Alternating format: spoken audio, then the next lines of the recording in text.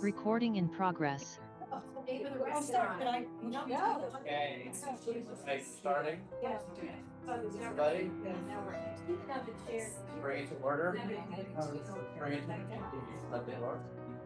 Okay, so this is a regularly scheduled meeting of the Public Facilities Committee, Wednesday, May 20th. And to start the meeting, we have from Ward 2, Councilor Albright, Ward 3, Councilor Kelly, Ward 4, Councilor Damobed, Ward 5, Councilor Getz, Ward 6, Councilor Gordon, Ward 7, Councilor Grossman, and I'm David Kalis from Ward 8. We also are joined by Solicitor Andrew Lee, from Berto Manager Darius Bailey, and Co-Director of Sustainability Sam Nyman, and Lisa Pinnell, our clerk. And we are also joined by the NEC Energy Commission, the Chair of Newton Energy Commission, Philip Hanser, as well as NEC member Stephen Grody, and past Chair of Newton Energy Commission, Helena Brown. And I think that's it. Jonathan Cantor as well, of the NEC. Okay, so what we're going to do is, for the new counselors, we heard this in October, November last year. We're hearing it again. We're going to go through it. It's a different presentation, but we're going to start the way we started last time with Andrew Lee wants to make a statement, and then we'll jump into the presentation. Or hope will go around 15 or 20 minutes, and then we'll have a discussion. All right, so Mr. Lee. Thank you, Mr. Chair. As you stated, the public facilities actually took up virtually the same item, a proposed ordinance from the Energy Commission almost exactly 6 months ago. And they voted to NAN that item. And at that meeting, I had advised from the law department that there were legal concerns with regards to the proposal, specifically any requirement that small residential properties and single home family properties disclose energy use to the city. The state has been very consistent and clear that energy use that is identifiable for a single family, a single residence, is considered confidential. Only through statute are certain state departments privy to that information, and they may not disclose it. Utilities are allowed to have that information as well. The city itself, we do not have that authority. I reviewed the new proposal. It's substantially the same as the prior proposal in the sense that it still requires disclosure of that energy use information to the city of Newton that is identifiable for single family homes or for single residences. So based on that, we're echoing the same advice that was previously given. What I do want to say though is, and I stated it before, if the city council is interested in pursuing this ordinance or something similar, they can seek a home rule petition to get special legislation that would authorize the city to do so. So there is an avenue for it. But simply as things stand right now, the city doesn't have the authority to require the type of mandatory disclosure from these the residents of the city of Newton that is being proposed here. Happy to answer any questions. All right, thank you, Mr. So for the presentation, what I'd love to do is try to get through it. If Mr. Hanser can do that, that would be great. And hold off on questions unless you have like a definitional question, like you don't understand what he's saying and you need a definition. Just say, just call it that. What is that? That would be fine. So let's go through it. Okay, thank you. Thank you. I guess, why don't you state your name and address? Oh, sure. My name is Philip Hanser, and I live at 40 Cedar Street in Newton Center. Sorry, where? Huh? 42 what? 40 Cedar Street. 40. 40 Cedar Street. So thank you for having us again. Very kind of you to accommodate us. I'm going to talk about our revised ordinance and try to address any questions that you have after I've gone through the presentation. Excuse me, I'm suffering from allergies, so I'm probably not the only one. So bad. So I periodically lose my voice as a result. I apologize. Okay, so let's begin with the second slide, I guess. What this region covers. So the region is going to cover basically four things: why it matters, where the gap is in terms of coverage, in terms of reporting, and so on. The proposal in terms of what we are asking to be reported, and then finally the implementation and enforcement. And our bottom line is adopt a draft ordinance. We feel it has a light touch on the landlord, and we required to designate a lead department as a result of passing the ordinance. And if things go completely smoothly, you could have reports by January 2027. So, why does this matter? And there are really three reasons. One is affordability. Okay, affordability is a chief driver of all this. We'll talk a little bit about more of this, but two listings that have the same rent can have drastically different energy costs. Okay, and the net result is one can be relatively inexpensive to live in, and the other one can just drive you up the wall. I had the experience, a personal one. My daughter lives in Montclair, New Jersey, having moved from Brooklyn. She got a lovely apartment for my granddaughter and husband, and then she got her first winter utility bill, and it turned out it was half of the cost of the rent. And so moving from Brooklyn to Montclair in order to reduce her costs turned out to be not quite as significant as she was hoping for. You can't reduce what you can't see unless you know what the level of energy use is and the associated emissions. You can't know what's going on, and so the ordinance aims to provide that. And finally, the residential sector, and this is a small part of it, is critical to Newton's energy goals. And in fact, when you look at the residential sector across transportation and everything else, it's the most significant sector in terms of emissions. Okay, so next. So as I said already, when a new family chooses an apartment, they see the rent list, and for the listening, they don't see what the energy bill is. What we're trying to provide them. Oh, it's okay. And so what we're trying to do is provide that additional information. Nationally, 40% of US renters cut back on food and other kinds of things in order to pay the energy bills, in order for them to stay in their apartments. Apartments and rental units tend to be 15% more expensive in terms of their energy use. And then lastly, an experiment was run that we'll talk about a little bit later on by the American Council for an Energy Efficient Economy, ACEEE. Does everybody ever heard of that organization? So ACEEE did a large discrete choice experiment, and it turns out that renters were willing to pay 1.8% per additional point in efficiency, all right, for a new apartment. They're willing to spend additional money to get into a more energy efficient apartment. Okay.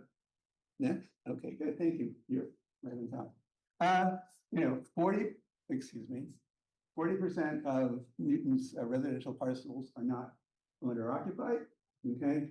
There are 32,000 roughly total housing units in the census, and greater than 60% of those affordable housing in Newton is in private ownership. It's not in ownership that will allow for a reduction in the cost of the rent for our renter. Okay. And if you look at it, pardon me, I'll go over here if you don't mind. This is a fascinating statistic. So of the structures that have been built in Newton, okay, if you look at it from 1949 and 1939, it represents over 75% of all the buildings. So we're looking at buildings, that were for the most part not built to any current energy standards. Okay? Now, there's an incentive for homeowners to fix their place up. There's not much of an incentive for landlords to fix their place up in the same way. And the reason is because the tenant carries the cost, not the owner, right? And it's the so-called quote-unquote split incentive problem. As I've already sort of alluded to before, oops, thank you. Berto and the Massachusetts LBER, they cover all the buildings that are basically larger than 20,000 square feet. That's about 28% of the citywide emissions. what's left uncovered, and Newton Power Choice, of course, helps, although Newton Power Choice has had its problems lately, of course, because getting those platform recs that we used to get in the past have been all bought up by Meta. So all those, we won't go into that, all right, never mind. All those tech bros. Okay, so what's left uncovered, is residential natural gas, oil, and electricity, and all those properties below the 20,000 square foot threshold. And these are buildings where most renters actually live. Okay, and so as a result, that's the place where the energy costs hit the hardest, proportionally.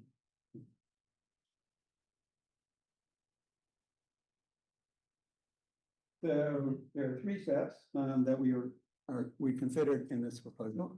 The first one is to report the report each year by owners of type TL. That means this is on the assessor's database in terms of the kind of residence, the kind of building it is. TL, so it means tenant let. I don't know, we use the term let for how you rent something out is sort of antiquated, but that's what it is. The quantity of electricity, gas, oil, propane from the prior year. The software helps owners get the tenant's usage total. So the way to think about the software is, anybody have solar panels? You do. All right. So we have solar panels also. And the way the solar panel software works is basically, we don't do anything. The solar panels feed into an app that's on our computer. That data then totals up with a kilowatt hour of energy that was generated. That information is then sent to two different places without our doing anything. One is it goes to the SREX market, and then the SREX are then go onto that market and purchase and so on. And it also goes to the state of Massachusetts, because the state of Massachusetts requires the information to know what the total solar output is. Okay? State of Massachusetts, in fact, and sometimes passes that information to ISO New England, so it understands what's going on in terms of what the total solar output is, in terms of sort of so it's a non-touch, so to speak. Once the app is in place, once you sort of set it up, that's the end of it. And that's the way we sort of envision what's going on here. Once the app is in place, the landlord doesn't do anything after that, except have the app and make sure that it's operating properly. The second part is the software does the calculation and it combines the reported energy data with the floor area data from the assessor database. In order to calculate, excuse me, the CO2 equivalent part of this whole thing, we have to have a rate at which those things, energy use is converted into CO2 equivalents. And so the state provides that information. The software just kind of says, okay, here's the BTUs that were consumed. Here's the square area, here's the conversion to CO2, and it produces two statistics we'll talk about a little later, an energy use intensity per square foot and a CO2 intensity per square foot. And it does so not by each premise, but for the building as a whole. So by doing it as the building as a whole, it avoids any issue about identifying what a specific renter actually consumes. Okay. We publish the information by June 30th each year. City posts building level results on a public database. The obvious one, of course, is the assessor's NapGeo. I'm sure some people you've accessed NapGeo, I'm sure. And it sort of is just up there. And I'll show you how it looks for hers, because we expect something similar. So, what's energy use intensity? Why did we choose it? First, we chose it for the building as a whole, again, because we don't want to identify who it is. And so that helps with the issue about the question about identifying who it is. And by the way, the ordinance as it reads is mandatory only for the tenant-let buildings. So if it's an owner-occupied building, okay, or a single-family dwelling that's owner-occupied, there's no requirement in terms of providing the information. It's volunteer. We're happy to have it if you want to volunteer it, but it's not required. Only the tenant-let buildings are. So, are you talking about your proposal, or are you talking Not what's actually happening, you're talking about On my your, proposal. okay, got it. Yeah. Sorry, I got mixed up, I thought you were No. talking about what No. actually. And then the percentage of tenant, led buildings within the. It's about 9,000, it's about 9,000 tenant-led buildings as far as we can estimate from the. Buildings or units? Units, that we can, we're estimating that from the assessment database. Parcels. Yeah, Because if you rent a single family home, that would be included. no, It's only multifamily. yeah, well, it has to be a situation in which, it could be a two-family home. But if it was owner occupied and that was the listing under the database, it would not be included. But so you're not including rental, single family rentals. You're only looking at multifamily. It could be, rentals. it could be a single, it could be a single family rental if it was a tenant-let single family rental, but that's unusual. You both said. It would have to be tenant-let. It would not be owner, could not be owner occupied. Okay. Let's see, and so, here's an EUI, when they go onto the assessor's database, you could have, 42 Maple has a low EUI of 42, 55 Elm has a high EUI. When you go on and you're looking at the cost of your rent, you can sort of take into account what the relative energy intensity per square foot is. We don't try to convert that into dollars, and we don't try to assign it to a particular unit. We're just doing the building as a whole. But it's assigned to an address. It's assigned to a specific. This is parcel. right, that's presumably the address of the building. Okay, so, there could be 2 units, there could be 5 units. We don't know. In the end, what we published is something that looks like this. This is, if you can see, HERS ratings, right, for individual units. Right, that's the HERS ratings for this single family residence. Here's a HERS rating for a single family residence there. The same idea would be applied to the two-let rentals. They would have, instead of having a HERS rating, they would have an EUI, which would say whatever that was. And then it'd also be one for the carbon intensity associated with the building. Okay. So, and this already exists on our system. This is just a screenshot of what the assessor's database currently has.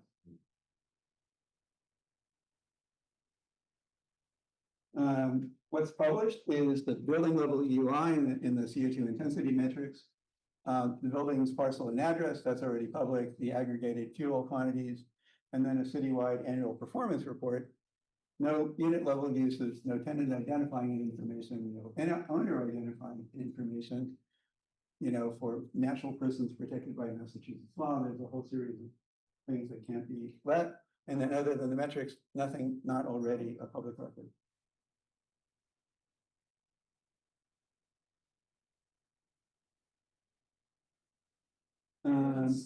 We have it. Okay. We have evidence, in fact, that renters do in fact respond to information about energy use.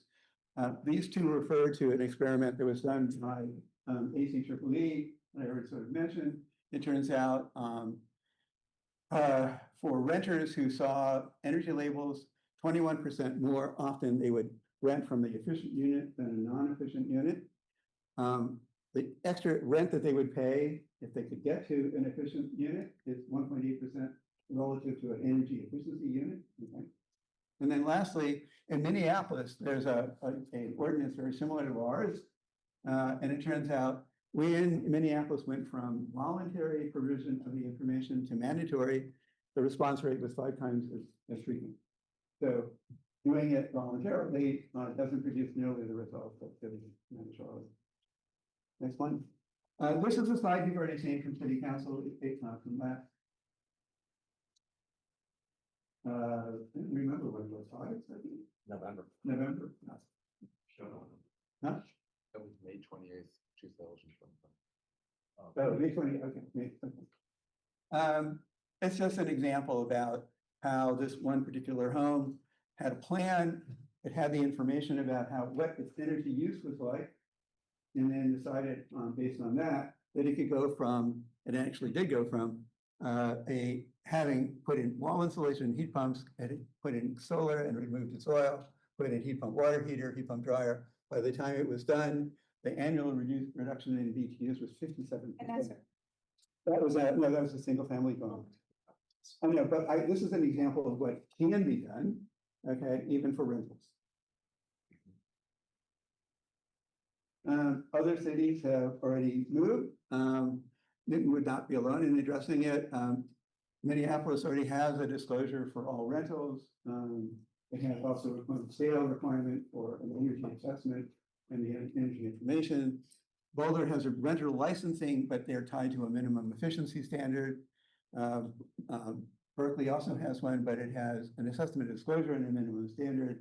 And then finally, the others require, and Burlington has one, it requires a place, an efficiency standard.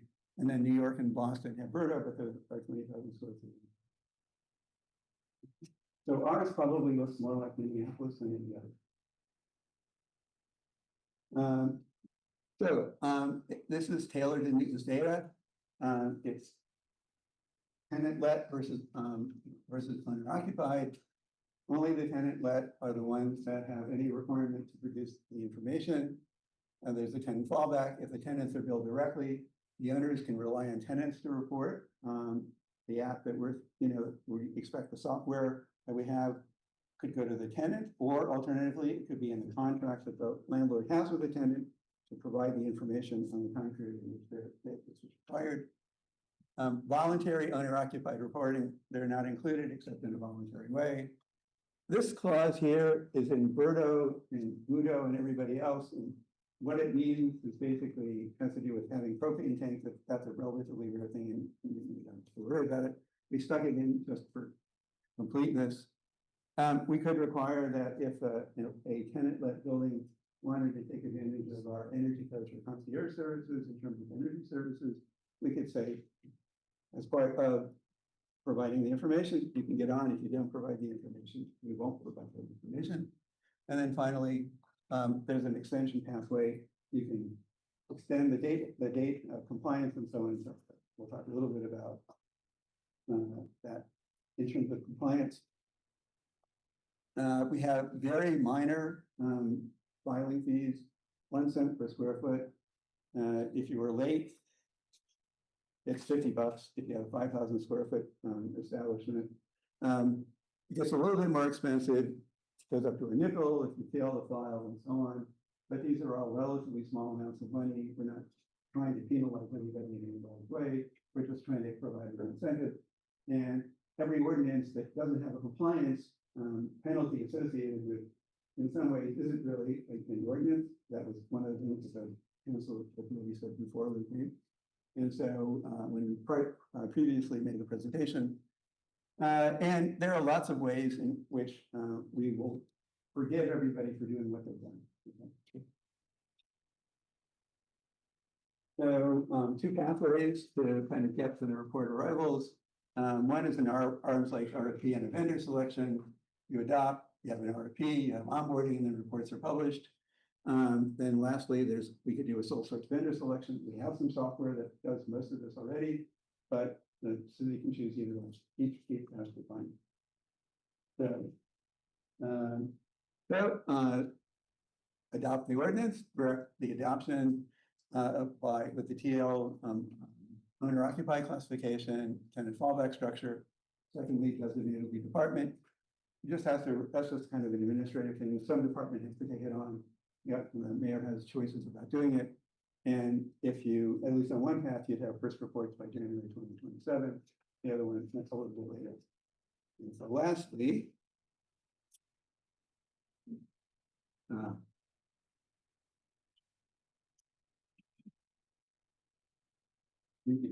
why again, affordability made visible. You know how much you have at least an indication about how expensive it's going to be going into the department. Secondly, you can't reduce what you can't see. You have an understanding about what the relative energy use and carbon intensity of the buildings are. And then thirdly, this is a sector, the residential sector is big enough to crack, and it's an important one, the largest one, I think, is for Newton. And it gives us at least a partial path for some of those reductions relative to our climate goals, which is no carbon footprint by 2050. Last year, I said we had 25 years to do that, and we have 24. Thank you, Mr. Hannigan, good job. Thank you. All right, so questions to the NEC or to Mr. Lee? We also have Mr. Bailey and Nyman. So I'll start with Councilor Albright. My question for you is, assuming that we agree with Mr. Lee that this isn't legal. And the reason why I'm leaning that direction is because I know that we're working with National Grid. And they're telling us, they're willing to tell us, you know, I have 4 houses on street X. But I can't tell you which houses use gas. I can only tell you they're between a number 5 and number 36. So they won't tell us who their customers are even. But so let's assume that we agree with Mr. Lee.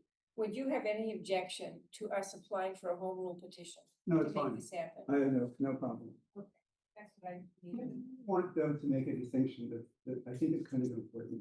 And so, okay, so I've sort of been doing this for 35 years. I started when I was 3.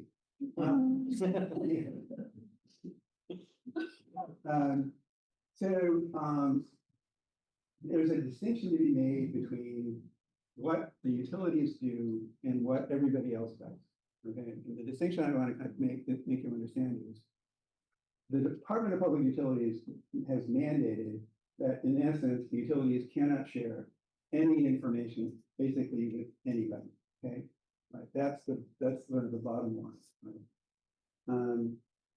That doesn't mean though that if the city requires it, that you can't provide it to the city. I think that the distinction is a subtle but important distinction. And the you you're talking about there is not the utility, it's the owner customer. Right, it's the owner customer. Can you repeat that for the Oh, microphone? I'm sorry. Yes. You can require of the owner customer lots of things, including the owner customer, even their information. Not tenant, owner. So, and we do that with Berto, right? Berto does that. It requires the information from the owner. It says you have to provide it. The city has under its police powers, enormous capabilities to request information and has the capability to put it wherever it wants to. And so my understanding about the restrictions about providing information on individual units is a restriction that frankly is not in Massachusetts law per se, but it's in Massachusetts Department of Public Utility regulations. And so my understanding is that if you mandate the requirement to provide it, you can get the information. And in fact, that's your information to take advantage of.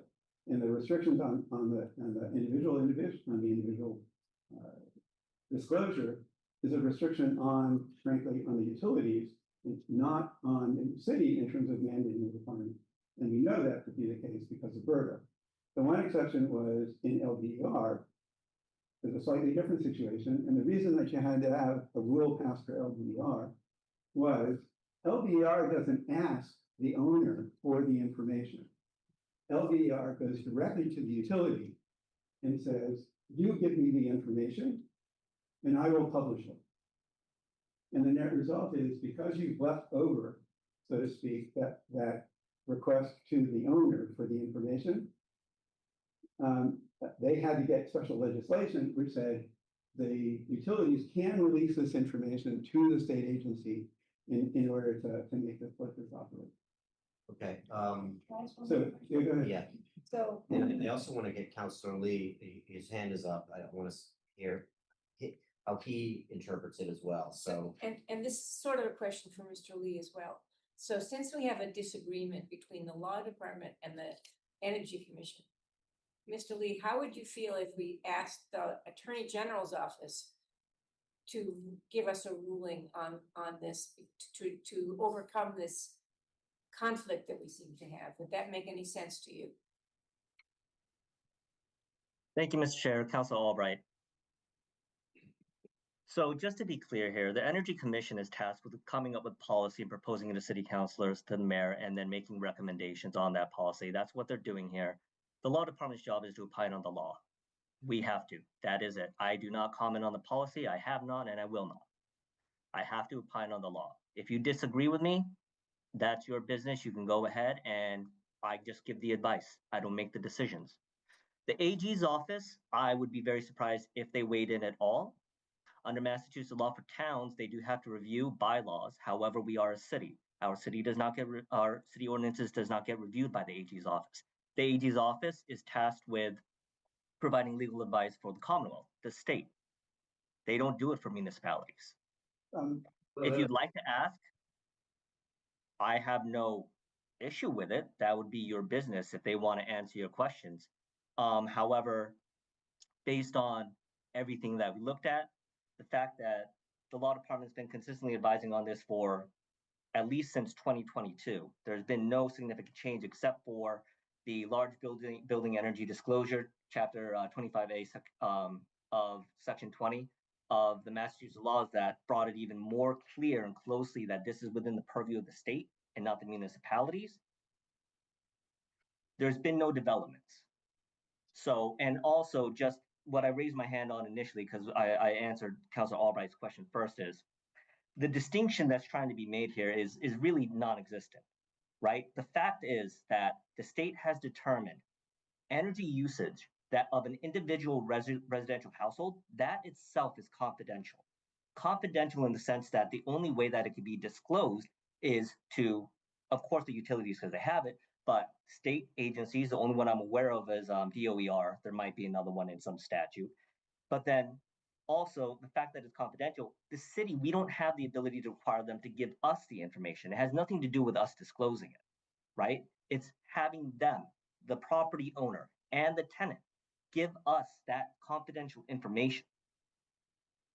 So that is a key distinction here. And that is what I've been consistently stating that we don't have the legal authority to do. Thank you, Councilor Lee. Um, Councilor Gordon. I just want to start by saying I love what you're trying to do. I'm gonna throw some things that I see as problematic, but I see a real value in listing what people's energy use is. I think you kind of need to couple that with, you know, how hot or cool someone keeps their house, because I mean, if your energy use is gonna be a lot higher if you're keeping your house at 80 in the winter than if you're keeping your house at 55.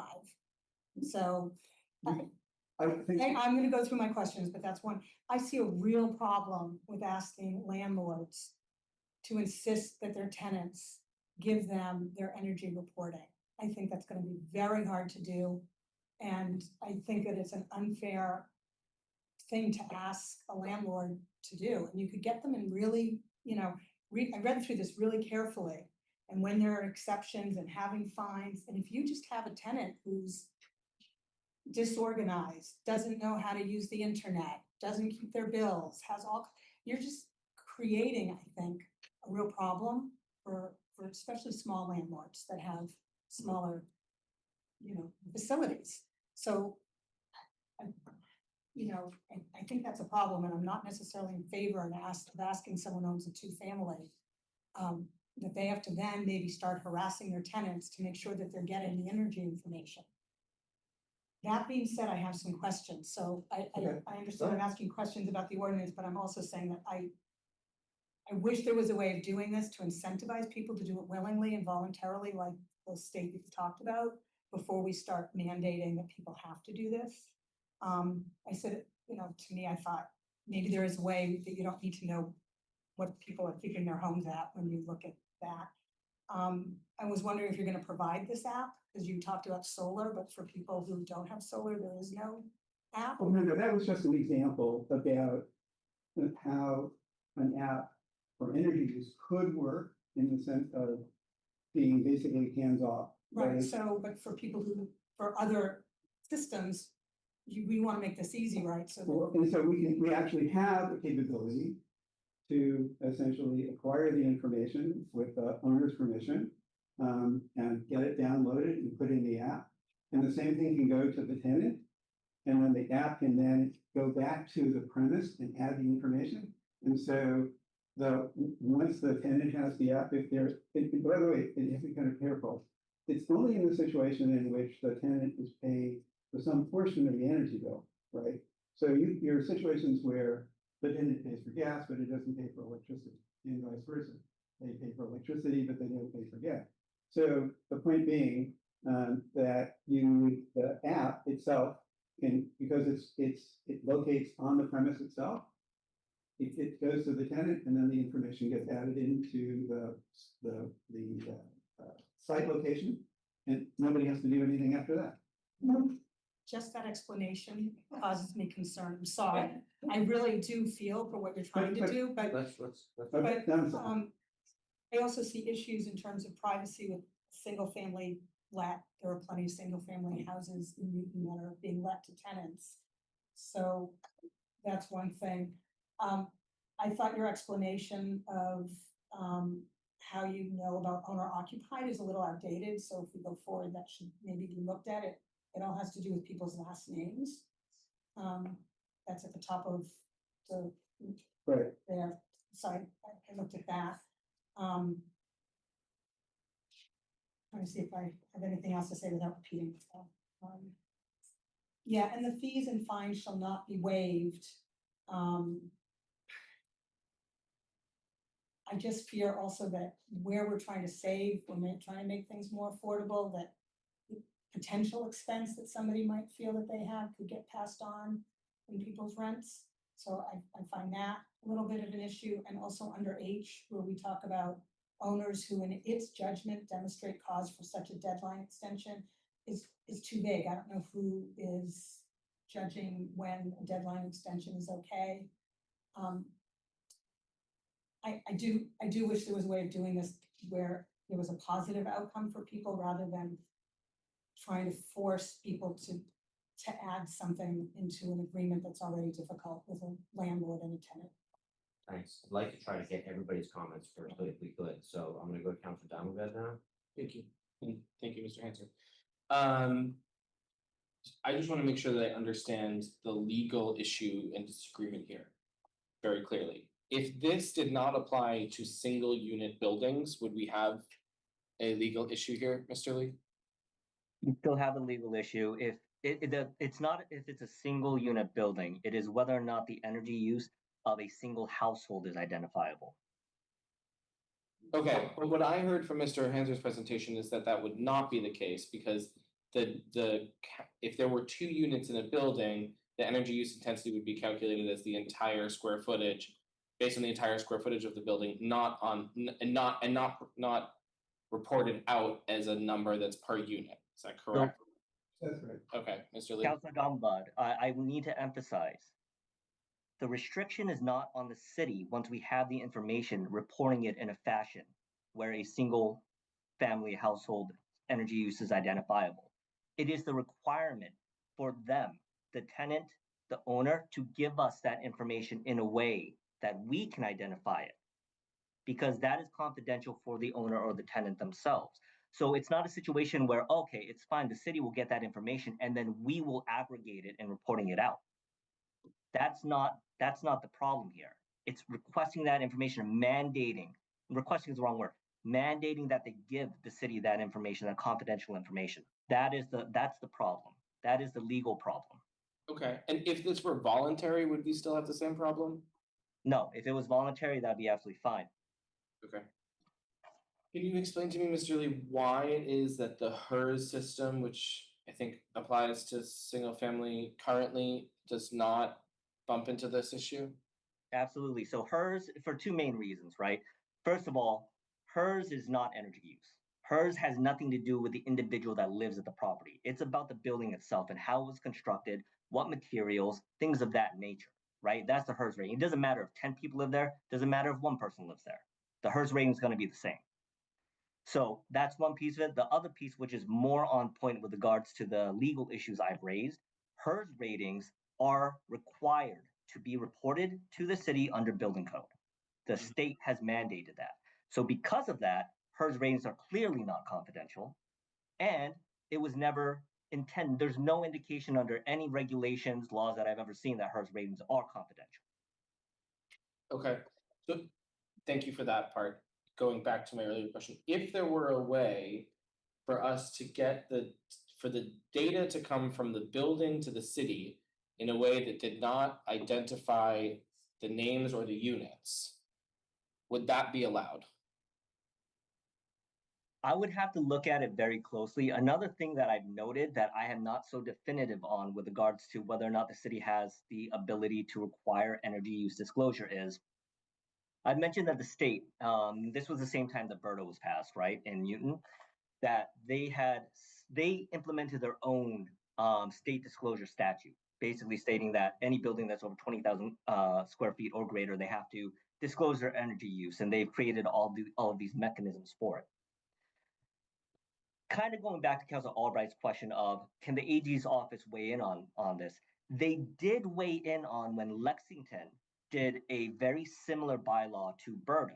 They required disclosure of properties that are 25,000 square, energy use properties that are 25,000 square feet or greater. The AG's office at that time, they made very clear that they were going to approve that because they found it to be consistent with the proposed state large building energy use disclosure statute that is now, finally passed.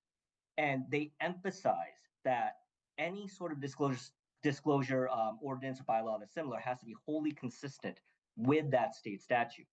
It raises the question of, does the city even have the ability to acquire energy use disclosure of a property that's less than 20,000 square feet? Let's say that it's, I don't know, we set the threshold at 18,000 square feet, and we say it's only with units that are 4 or greater, and they will provide the information to us in an aggregated way.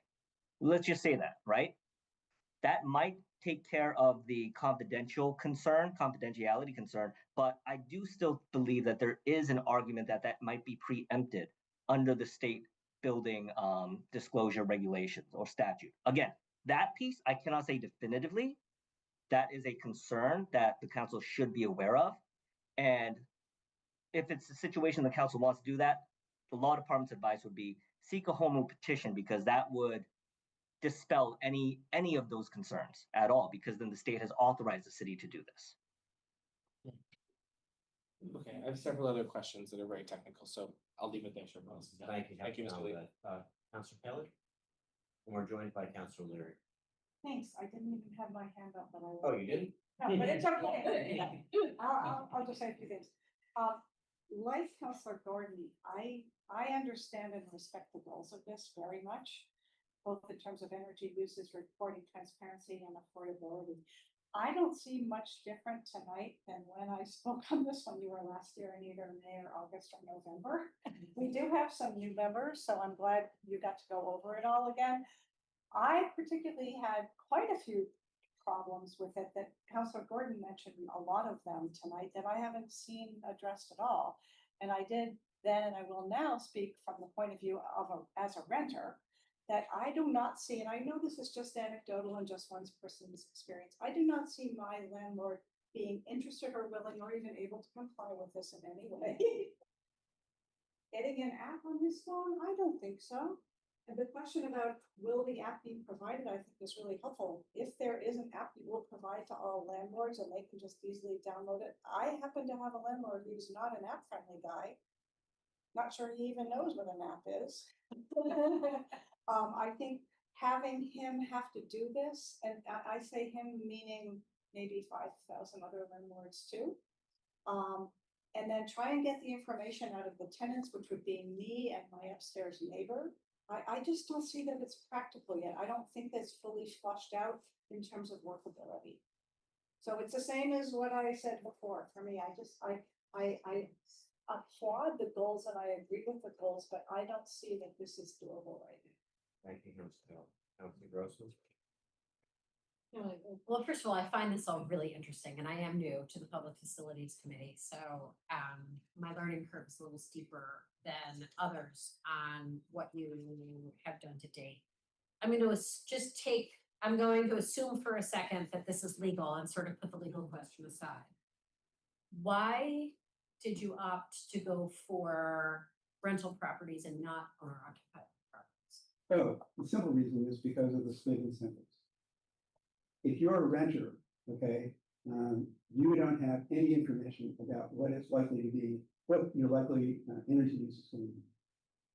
And so from an affordability standpoint, renters have the lowest level, typically are sort of at the end of the income spectrum. They're the most vulnerable groups. The lack of information in terms of, they're going into renting, it's hard, and in most contracts with that tenants have with landlords, they're typically prohibited or there's little or no incentive to make any change in their dwelling, okay? Some contracts prohibit anything, some, give you a partial, a reduction in your rent if you're willing to put it, but most don't. That's usually a commercial term and not in a residential term. So renters are the most vulnerable.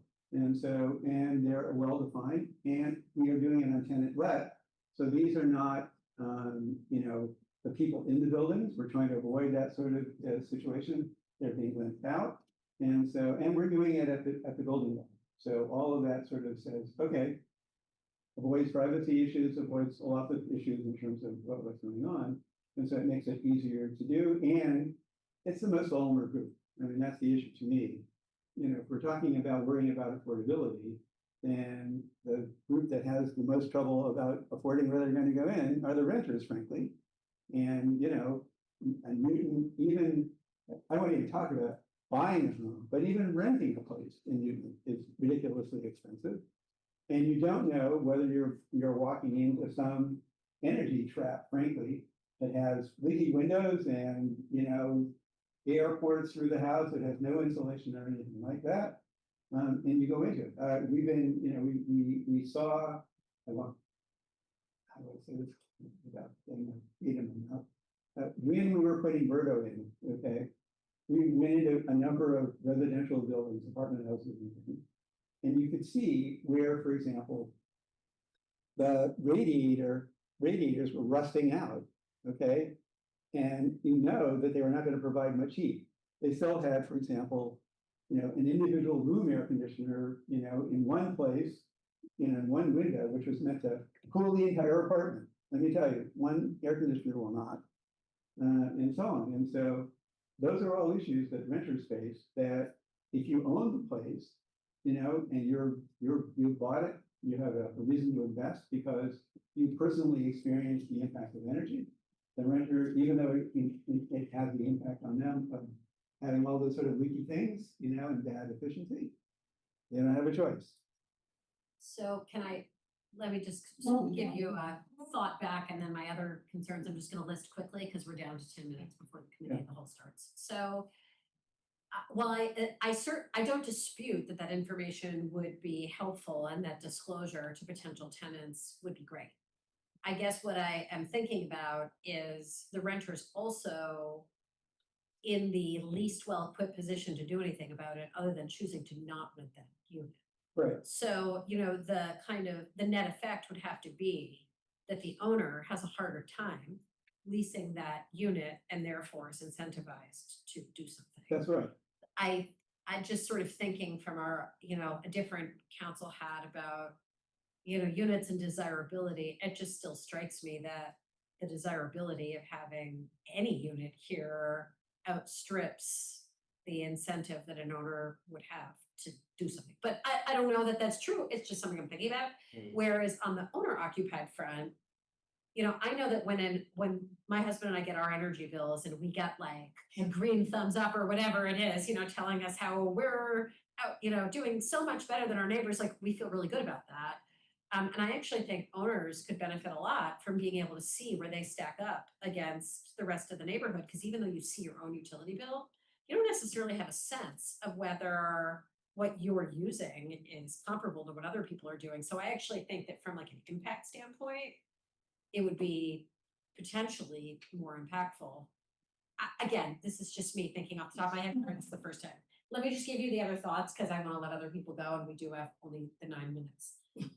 The only other concern that I sort of have about identifying the tenant let properties on the map geosystem, I've just been sort of thinking in my mind, what ramifications am I not thinking about for having like a visual map available to everybody about which homes or properties are tenant occupied and which are owner occupied. And what kind of, I was sort of thinking about that when Attorney Lee made the point about, because I was thinking like, why would it be a big deal to like have the city have people's energy usage? And he said, he gave the example of like, well, we don't know if 10 people are living somewhere or 2 people are living somewhere. Like it starts to kind of tip off all these other potential issues that we don't necessarily go into people's homes and like look for unless we hear of a problem. So I was just thinking about that. The last thing that I would love to hear about the next time we talk about this is the cost of the software and implementation, as well as what it would be involved on the city side, not just to purchase and implement this, but also manage it on an ongoing basis for, you know, because we're essentially, if we were to pass something like this, we're giving the city another line item of sorts that we need to budget for. So I'm just, this doesn't strike me as like a massive number, but it's still a number. Yeah, And I know Mr. Nyman and Bailey, you're chomping at the bit to speak up there. I'm just gonna go to Counselor Getz and then Leary, and if we have time, you can jump in And on, especially on that. I'm just gonna step out for a second because I'm chairing the next meeting. Oh. I just need a few minutes to get my act together and Got it. invite food, but I will pop back in, hopefully. Okay. So, I just want to concur with what everybody has raised, you know, in terms of real issues with this. I actually, you know, sort of feel as if I'm stuck at the first hurdle, you know, the disclosure in association to a specific parcel. I, you know, don't feel as if this is the correct, you know, as much as I applaud the goal of going for this very vulnerable population of renters, because I know it's very real. I concur with what Councillor Grossman was saying, that actually the vested parties are the owners in this community and their transitions, you know, in terms of really sort of identifying and working with and getting, you know, betterments to their own properties. You know, because I sort of feel as if that kind of information is really useful for, and we all go through this. We all go through when a system fails, we, you know, consider the plus minuses, and we always, the improvements are phased, you know, in terms of just, you know, you improve your property. I read through the ordinance. I felt as if it was very penalizing, and I felt as if it was more of a stick rather than, you know, I would like to see carrots. You know, I'd like to see it so that people are incentivized to, and the most interested, a landlord is the least likely vested person, you know, in terms of, they usually are the ones that want to elk out as many dollars as they can from that property for as long as they can before they start reinvesting in the property. I don't think this is, you know, and the timeline for this was incredibly aggressive. You know, it's like the reporting, you know, by 27, it was like the Birdo system is not anywhere near that. You know, I just sort of felt like this needs to be the 10-year plan, as much as we need to get to the 2050 goals. Yes. But I just sort of feel as if this is not the appropriate either methodology or subset to Right. go after. Thank you, Counselor. Thank you very much, Mr. Chair. So many really good questions, thoughtful questions that I think that folks can chew on for a little bit. I definitely, you know, obviously I support this and I want to see how we can make it work. And one thing I always go to is it possible to do some kind of pilot with willing participants? A combination of owner occupied and tenant led. And figure out how that might work, what the response is, and what kind of information. And that's sometimes a way to figure out some of these other problems.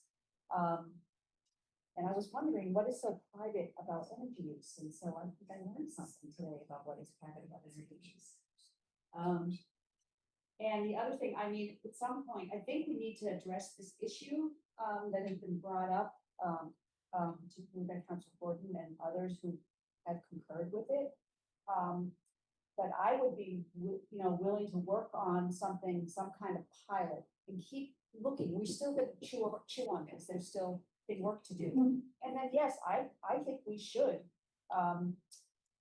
seek special legislation granting the city this authority. And so that's just one thing that I would suggest is that process, get some feedback. So, so what you're hearing and is a combination of things. So I wanted you to hear from everybody, so you got all of the concerns.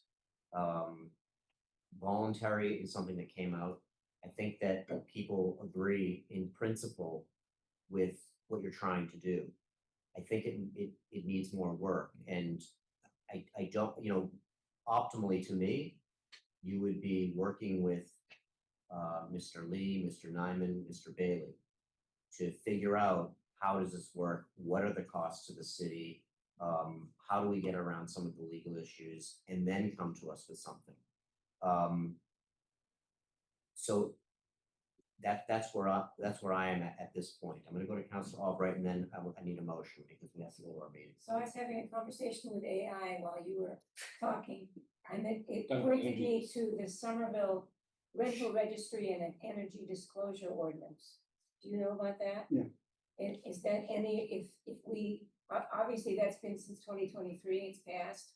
Is that kind of an ordinance of use to you?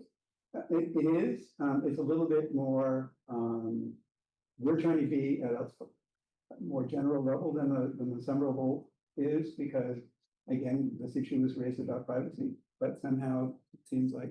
Go ahead. Well, let's. So maybe it's a question for Mr. Lee. Could you, with the Energy Commission, look at the Somerville rental registry and energy disclosure ordinance and see what that might do for us? If I may, Go ahead. that proposal for a registry, which would include energy use disclosure in it, has not been voted and is not in effect. It is an Oh. aspirational thing. Okay, okay, And that puts an important stake in the ground in terms of okay, how. so it hasn't passed. Okay, So, can I make one request? Yeah. Which is, we actually have a legal opinion from the LDER folks relative to our ordinance, which we shared with members of the council. Large building energy reporting, and the attorneys for LDER indicated there's no problem with our ordinance relative to LDER, and we share that with several. I would like from Mr. Reed to get a more formal memorandum with specificity as to what regulations or laws he feels this particularly violates, because the problem I'm having with the argument that he's making is I don't have enough specificity to kind of look at what laws he's considering about, so that I can go and redraw this in a way that meets whatever those requirements are. And so, Okay. that would be very. Understood. So we'll have that as a follow-up. But in any case, there's a lot of work that you Yeah. see that needs to be done. There is gonna have to be some give and take. Right. And I think it's really important to recognize, because you have a lot of people, a lot of the counselors that already have concerns that I think we need to work through. There's the legal issue, then there's all the other things that have to be worked through. So, is there a motion on this? Motion to hold. Okay. So there's a motion to hold. All those in favor, please say aye. All those opposed? Any abstentions? All right, so we're gonna hold it and we'll talk about next steps. Okay, offline. that sounds good. Thank you. Thanks. Thank you so much for your attention. Thank you all. Recording stopped.